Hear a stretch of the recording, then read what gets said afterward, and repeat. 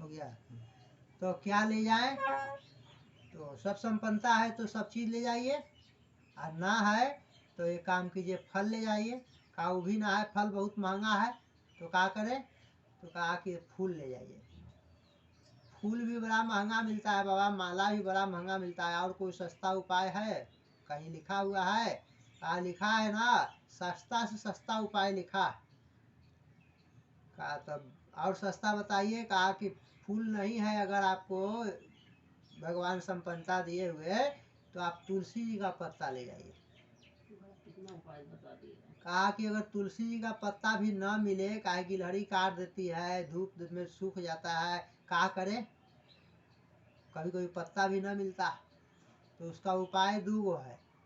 एगो तो पत्ता जब हरा भरा रहे, बढ़िया रहे, तो उसको तोड़ करके बढ़िया से सुखा के उसको कोई डब्बा उब्बा में रख के रखिए। और दूसरा उपाय है कि मान लिया न मिलता है, तो उससे भी सस्ता उपाय बता देते हैं। कहा क्या? कहा जलम, जल ले जाइए। काहे कि जल तो फ्री का चीज़ है, हर जगह बह रहा है। एक लोटा जल ले जाइए, ले जा करके आराम से भगवान के पास जाइए, लेकिन भगवान के दरबार में कभी भी खाली हाथ नहीं जाइए। 3 काम खाली हाथ नहीं करना चाहिए। 3 काम खाली हाथ नहीं करना चाहिए। कहा क्या क्या? भगवान के दरबार में, यज्ञ में, मंदिर में खाली हाथ नहीं जाना चाहिए। हाँ, नारा बंधवाना चाहिए तो खाली हाथ नहीं बंधवाना चाहिए मौली। और आरती लेना चाहिए तो खाली हाथ नहीं लेना चाहिए। और हाँ, भगवान अगर गुरु ब्राह्मण घर आते हैं ना, तो गुरु ब्राह्मण खाली हाथ नहीं जाना चाहिए। गुरु ब्राह्मण के खाली हाथ आपके यहाँ आए और चले गए, तो आपके यहाँ भागवत में लिखा हुआ जितना पुण्य किए हुए, जितना धर्म किए हुए हैं, जितना पूजा पाठ किए हुए, सब का फल लेके वो चले जाते हैं। वो सब फल चल जाता है उनके साथ के। ये आदमी ठीक ना, कि तो गुरु ब्राह्मण आए और ऐसे ही खाली हाथ चले गए, निराश होकर चले गए।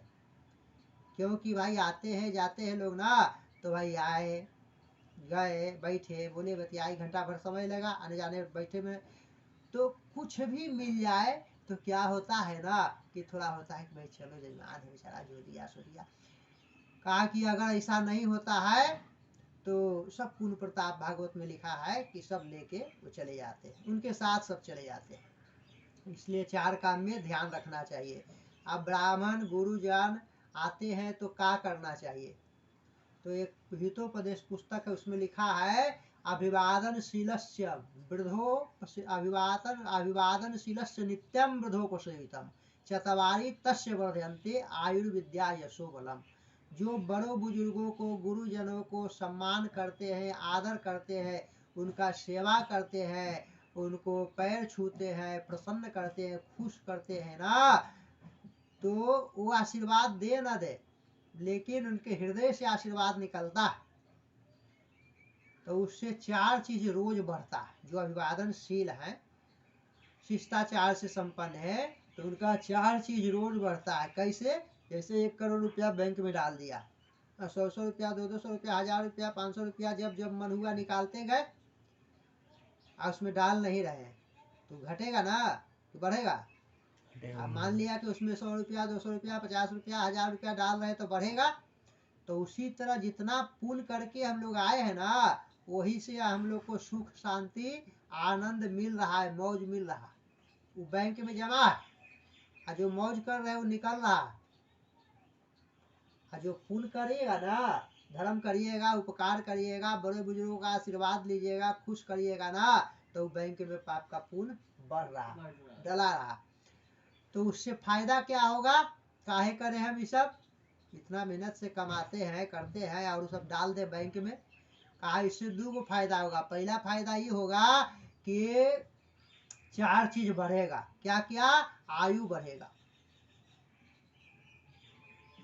विद्या बढ़ेगा, यश बढ़ेगा, और बल बढ़ेगा। आयुर्विद्या यशो बलम। जो सम्मान करेंगे गुरुजनों का, आशीर्वाद लेंगे, 4 चीज बढ़ेगा। कहा जो अपमान करेंगे तब, कहा उनका चारों घटेगा। बैंक से खाली हुआ रखा था, तो अपमान करने से 4 चीज घटता है, आयुर्विद्या यश और बल। तो भाई इसलिए भगवान के दरबार में खाली हाथ न जाए, और गुरुजनों का सम्मान करे और पूजा पाठ करे ना, तो सबसे बढ़ के एक काम जरूर करे। क्या जानते हैं? जितना कुछ भी है सब है, ठीक है, लेकिन बस भाव से करे। बिना भाव रिझे नहीं नटवर नंद किशोर। बिना भाव के भगवान नहीं प्रसन्न रिश्ते नहीं होते हैं। भाव ही भक्ति का सार है। अब भाव से मुझको भजो तो भव से बेड़ा पार है। भाव वाले भक्त के भगवान पर भी भार है, इसीलिए परब्रह्म का होता यहाँ अवतार है। भगवान भाव के वश में प्रसन्न होकर के और बेटा बन के आ जाते हैं, नौकर बन के आ जाते हैं, मित्र बन के आ जाते हैं और कल्याण कर देते हैं। लेकिन जब भाव नहीं रहे, सब कुछ है, अब शरीर में सब कुछ है, सब काम कर रहा है बढ़िया से, एगो चीज काम करना बंद कर दे तो सब ठीक है कि बेकार है? बेकार है। हार्ड काम करना बंद कर दे, सब बाकी सब काम कर रहा है, तो सब बेकार है ना? उसी तरह भाव ना है ना, तो सब पूजा बेकार है। भाव ही भगवान को, भगवान का असली भोग है। भगवान दो चीज का भोग लगाते हैं, इतना हम लोग लगाते हैं ना, ये सब लगाते हैं, ठीक है, जो श्रद्धा है, शक्ति है, लगा रहे हैं, अच्छा बात, लगाना चाहिए। लेकिन दो ही चीज का भगवान भोग लगाते हैं, जानते हैं क्या? एक तो हम, आप जो पूजा पाठ करने वाले हैं, वह जो है अपना भाव का, प्रेम का, श्रद्धा का भोग लगाते हैं। श्रद्धा है, उससे भगवान प्रसन्न हो जाते हैं। और जो पूजा पाठ करने वाले नहीं हैं, पापी, अत्याचारी, दुराचारी, भ्रष्टाचारी, कदाचारी, व्यभिचारी हैं, वो लोग भी भोग लगाते हैं। उनके अंदर जो अभिमान है ना, उसको भगवान खा जाते हैं, अभिमान का भोग लगाते हैं, उनको नष्ट कर देते हैं। इसलिए कभी भी अपने अंदर सब कुछ आए, लेकिन अभिमान नहीं आना चाहिए। और अच्छा बात है कि किसी के पद चिन्हों पर चले, किसी के पद चिन्ह पर चलिए जो आपसे श्रेष्ठ हैं, आपसे गुणवान हैं, आपसे बड़े हैं, लेकिन उसी के पद चिन्ह पर चलते मत रहिए, तब तो आप जीरो है, कुछ ना है। उनके पद चिन्ह पर चलने के बाद आप अपना छाप छोड़िए, अपना बनाइए, तब आप कुछ है। तो बस दूसरे का नकल करते रहे तो उससे कोई फायदा नहीं होता। नकल करने के लिए भी अक्ल चाहिए, और नकल कुछ दिन किया जाता है। नकल करके आदमी संपन्न नहीं होता, गुणवान नहीं होता है, परिपक्व नहीं होता है।